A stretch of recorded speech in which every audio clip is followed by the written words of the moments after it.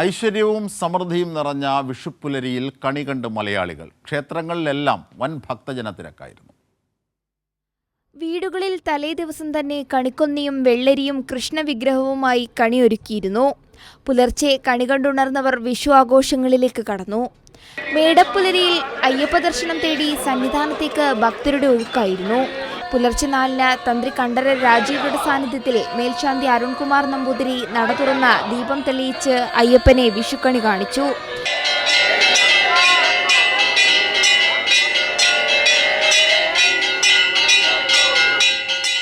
തുടർന്ന് തന്ത്രിയും മേൽശാന്തിയും ഭക്തർക്ക് വിഷുക്കൈനീട്ടം നൽകി. ശ്രീകോവിലിൽ പൂജിച്ച അയ്യപ്പ ചിത്രം ആലേഖനം ചെയ്ത സ്വർണ്ണ ലോക്കറ്റിന്റെ വിതരണം ദേവസ്വം മന്ത്രി VN വാസവൻ നിർവഹിച്ചു. ഗുരുവായൂർ ക്ഷേത്രത്തിൽ വിഷുക്കണി ദർശനം പൂർത്തിയായി. പുലർച്ചെ 2:45 മുതൽ 3:45 വരെയാണ് ക്ഷേത്ര ശ്രീകോവിലിനുള്ളിലും നമസ്കാര മണ്ഡപത്തിലുമായി ഭക്തർക്കായി കണിയൊരുക്കിയിരുന്നത്. തലേന്ന് വൈകിട്ട് തന്നെ നിരവധി ഭക്തജനങ്ങളാണ് വിഷുക്കണി കാണാനായി ഗുരുവായൂരിലേക്ക് എത്തിയിരുന്നത്.